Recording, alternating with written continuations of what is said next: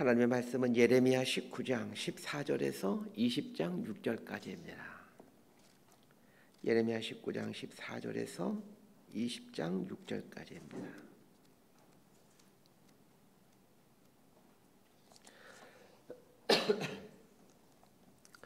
번갈아 가면서 읽습니다. 제가 먼저 읽겠습니다.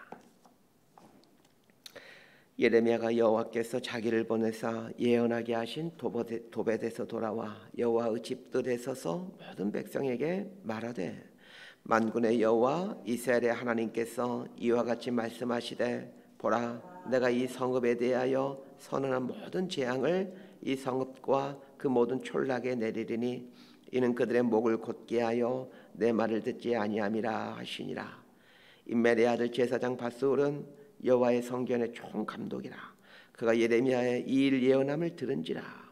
이에 밧스울이 선지자 예레미야를 때리고 여호와의 성전에 있는 베냐민 문 2층에 목에 씌우는 나무 고랑으로 채워두었더니, 다음 날 밧스울이 예레미야를 목에 씌우는 나무 고랑에서 풀어주매 예레미야가 그에게 이르되, 여호와께서 내 이름을 밧스울이라 아니하시고 마골 밋사빕이라 하시느니라. 여호와께서 이와 같이 말씀하시되, 보라, 내가 너로 너와 내 모든 친구에게 두려움이 되게 하리니 그들이 그들의 원수들의 칼에 엎어질 것이요 내 눈은 그것을 볼 것이며 내가 온 유다를 바벨론 왕의 손에 넘기리니 그가 그들을 사로잡아 바벨론으로 옮겨 칼로 죽이리라. 6절까지 함께 읽습니다.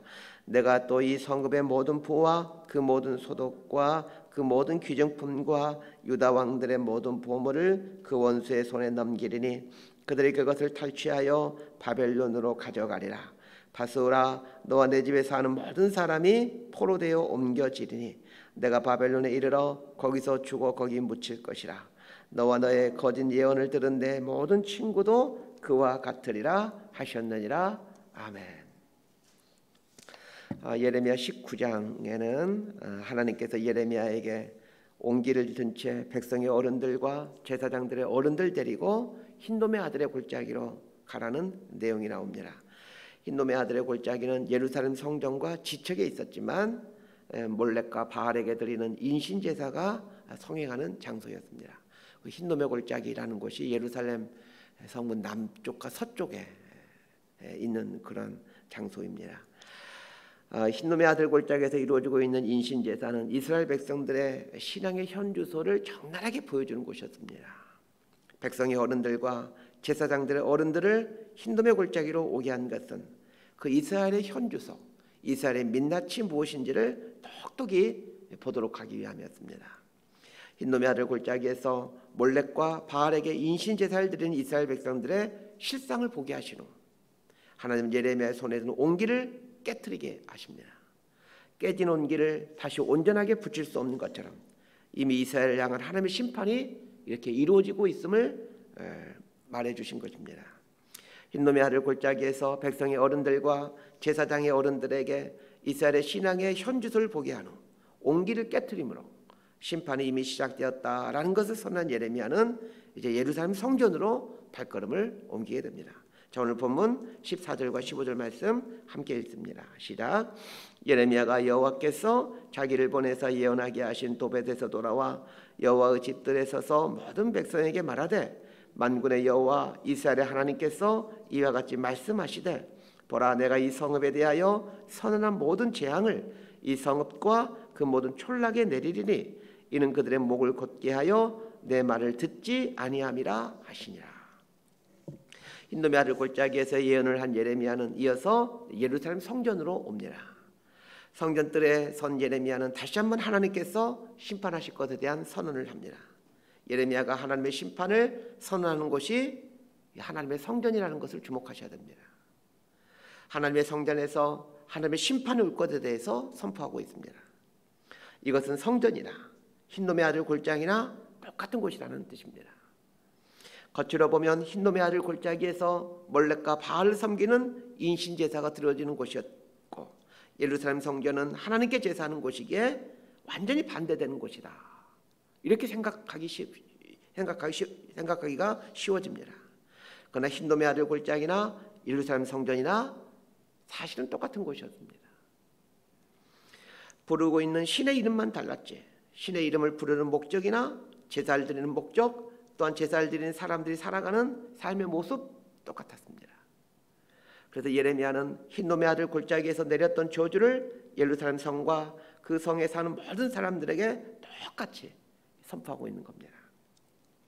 예레미야가 하나님의 성전에서 심판을 선언하고 있는데 예레미야의 설교를 듣고 있는 사람들은 당연히 하나님의 성전에 제사드리러 온 사람들입니다. 하나님께 예배드리러 온 사람들에게 하나님께서 심판하신다라고 말씀하시면서 그 심판하시는 이유를 알려주고 있습니다. 15절 하반절을 보면 이는 그들이 목을 곧게 하여 내 말을 듣지 아니함이라. 이렇게 하나님 말씀하고 있습니다. 하나님께 제사드리기 위해 예루살렘 성전에 왔던 사람들을 향하여 달리 말하면 하나님을 믿고 하나님을 예배하는 사람을 향하여 하시는 말씀이 그들이 목을 곧게 하여 하나님 말씀을 듣지 아니하였다라고 말하고 있습니다. 목이 곧다라는 말이 성경에 곳곳 종종 나옵니다. 이 목이 곧다라는 말의 의미에 대해서 조금 잘 알 필요가 있습니다. 목이 곧다라는 말은 목이 반듯하다라는 말입니다. 우리 생각으로는 목이 반듯해야지 목이 굽으면 거북목이어서 병원에 가야 되는데 라는 생각이 들 겁니다. 저도 컴퓨터를 많이 하다 보니까 거북목이 되어서 가끔 이제 치료를 받고 있는데 성경은 목이 굽어진 것이 좋은 것이고 목이 곧은 것이 나쁜 것이다 이렇게 말하고 있습니다. 그런데 성경에서 목이 곧다라는 표현은 이제 관용구인데 이것은 사람과 관련해서 생긴 말이 아니라 소와 관련해서 생긴 말입니다. 소에게 멍에를 씌울 때 목에 씌우게 됩니다. 그런데 멍에를 씌우게 되는데 목이 굽어 있어야 멍에가 걸려 쟁기질도 할 수 있고 또 수레도 끌 수 있습니다. 반면에 목이 곧게 펴지게 되면 멍에를 맬 수가 없어 쟁기질도 할 수 없고 수레도 끌 수 없습니다. 어렸을 때 쟁기질을 몇 번 해봤습니다. 아버지가 밭에서 쟁기질 할 때 제가 해보고 싶다라고 하면 이렇게 제게 맡겨주시면서 한번 해봐라 하셔서 쟁기질을 해본 적이 있습니다. 쟁기질을 할 때는 반드시 소의 목에 멍에를 메고 쟁기질을 하게 됩니다. 소에게 있어서 멍에는 쥐고 싶지 않을 것입니다. 그 소 쟁기질 할 때 쟁기질 너무 힘들기 때문에 소가 막 거품을 뭅니다. 그래서 평상시에는 소가 멍에를 메고 있지 않죠. 이제 밭에 쟁기질 하러 갈 때 멍에를 가지고 가서 이렇게 멍에를 메는 거죠. 그럼 소도 갈 겁니다. 아마도 멍에를 메는 순간 또 쟁기질 해야 되는구나. 입에 거품 물고 일을 해야 되는구나 라고 생각하기에 멍에를 메고 싶지 않을 겁니다. 그러나 멍에를 메야 소가 갖는 그 본래의 기능을 할 수 있습니다. 멍에는 하나님 말씀을 의미합니다. 목이 곧다라는 말은 멍에를 메지 않는다, 즉 하나님의 백성들이 하나님의 말씀을 듣지 않는다라는 말입니다. 우리 솔직하게 한번 얘기해 보십시다. 교회에 나와서 예배드리는 것이 쉽습니까? 아니면 하나님 말씀에 순종하며 사는 게 쉽습니까? 두 말하면 잔소리죠. 솔직히 말하면 주일날 교회에 나와 예배드리는 건 그리 어렵지 않습니다. 초신자에게는 어려운 일인지 모르겠지만 보통의 성도들이라면 주일에 교회에 나와 예배드리는 게 그리 어렵지 않습니다. 설교를 듣는 성도님들은 조금 기분 나쁠지 모르겠지만 헌금 가지고 와서 예배드릴 때 앉아있다가 예배 중에 한두 번 일어섰다 앉으면 됩니다. 그리 어렵지 않습니다. 그런데 하나님 말씀을 듣고 그 말씀에 순종하며 사는 것은 어떻습니까? 그건 왜 그리 힘이 드는지 모릅니다. 그래서 사람들은 비교적 쉬운 일인 주일에 교회에 와서 예배를 드리는 것을 신앙생활이다라고 생각하고 싶은 유혹을 느낍니다. 그건 목사도 마찬가지입니다. 성도들의 삶을 하나님 백성답게 살아가도록 하기 위해서는 여러 가지 신경 쓸 일이 많습니다. 엄마가 갓난아이를 케어하듯 손갈 일이 많습니다. 그래서 솔직히 말하면 목사도 성도들이 그냥 주일에 교회에 와서 예배드리고 돌아가는 이렇게 신앙생활하는 게 신경 쓸 일도 없고 좋습니다. 성도들이 하나님 말씀대로 살아가도록 쪼기도 쫓아다니면서 잔소리하는 게 유쾌하지가 않습니다. 그러나 신앙생활이라는 게 주일에 교회에 와서 종교활동을 하는 게 아니지 않습니까? 오늘 본문에서도 분명하게 말하고 있지 않습니까? 예루살렘 성전에 예배드리러 온 사람들에게 심판을 선언하면서 심판받게 되는 이유가 목을 곧게 하여 하나님 말씀을 듣지 아니했기 때문이다 라고 말씀해 주고 있지 않습니까? 오늘 말씀에서 하나님 말씀을 멍해라고 설명해 주고 있습니다. 예수님도 마태복음 11장 29절에서 똑같은 말씀하십니다. 나는 마음이 온유하고 겸손하니 나의 멍에를 메고 내게 배우라. 그러면 너희 마음이 쉼을 얻으리니. 여기서 말씀하신 나의 멍에란 예수님의 말씀입니다. 그러면 하나님도 그러시고 예수님도 그렇고 당신의 말씀을 멍에라고 표현하고 있습니다. 아까 멍에가 무엇인지 약간 설명을 드렸는데 이 멍에는 소와 관련된 도구인데 소가 가장 싫어하는 물건입니다. 그래서 소는 어떻게 해서든지 멍에를 쥐지 않으려고 합니다. 그러나 멍에를 쥐지 않으려고 목을 곧게 하면 소가 살아야 될 본래의 삶을 살지 못합니다. 사람도 마찬가지입니다. 하나님 말씀은 멍에이기에 하나님 말씀을 듣고 순종하는 것 쉽지 않을 겁니다. 온몸을 삐뚤어야 하나님 말씀 앞에 설 수 있습니다. 그런데 하나님 말씀이 멍에이기에 멍에를 맬 때 비로소 본래의 사람으로서의 삶을 살게 됩니다.